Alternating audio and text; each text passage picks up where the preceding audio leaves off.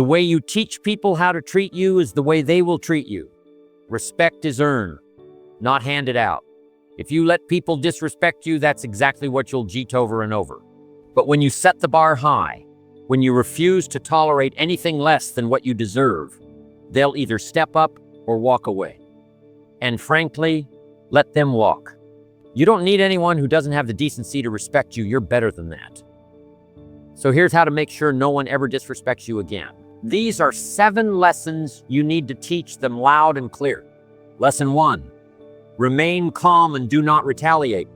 When someone disrespects you, your first instinct might be to strike back, to put them in their place, to make them regret ever opening their mouth.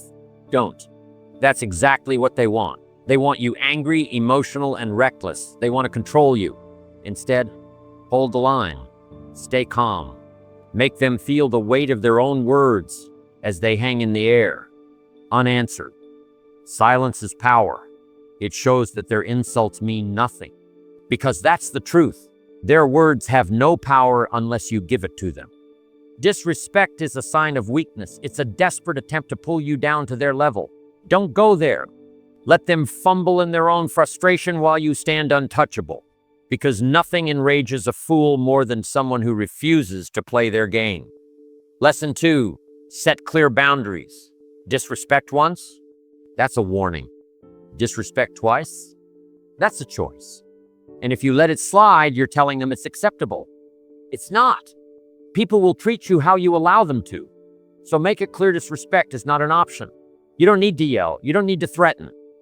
You just need to stand firm. Look them in the eye, speak with certainty, and let them know, that doesn't fly with me. Weak people avoid confrontation. Strong people enforce their limits. And when you do, watch how quickly people think twice before stepping over the line. Respect isn't given, it's demanded. Lesson 3, reflect on yourself. Before you explode, before you start throwing blame paws, take a hard look in the mirror and ask yourself, did I play a part in this?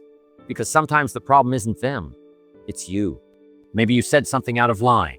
Maybe your attitude invited the response you got. Maybe you disrespected them first without even realizing it. If that's the case, own it.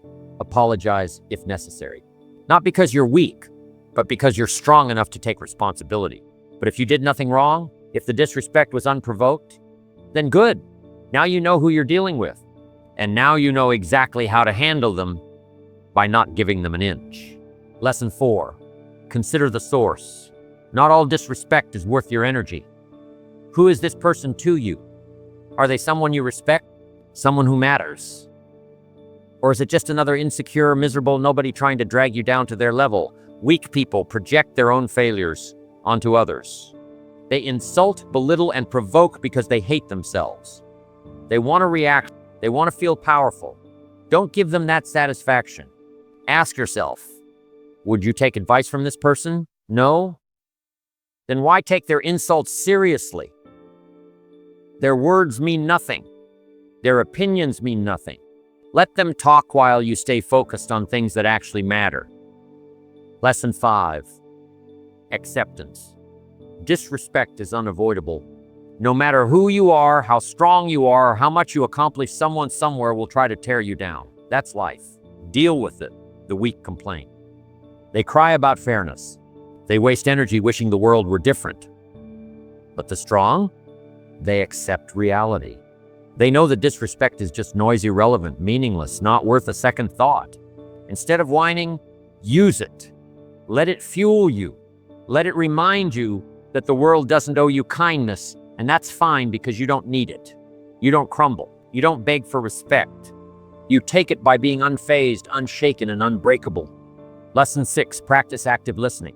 When someone disrespects you, your first instinct might be to shut them down, but what if you did the opposite? What if, instead of reacting, you listen? Not because they deserve it, but because it gives you the upper hand.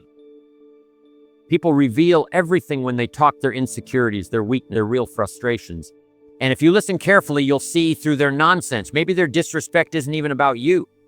Maybe they're just projecting their own failures, their own misery. So let them speak.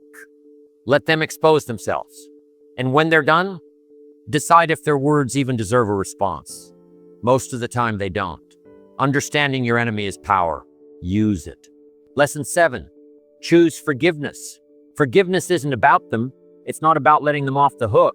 It's about freeing yourself. Holding on to resentment only keeps you stuck in their drama.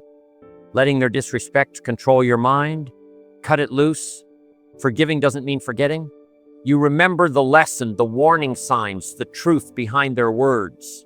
But you don't let it eat at you. You don't let them live rent-free in your head. Forgiveness is a choice to let go of bitterness and move on stronger. You don't need their approval. You don't need their apology. You need peace of mind. And you get that by releasing the weight of their disrespect.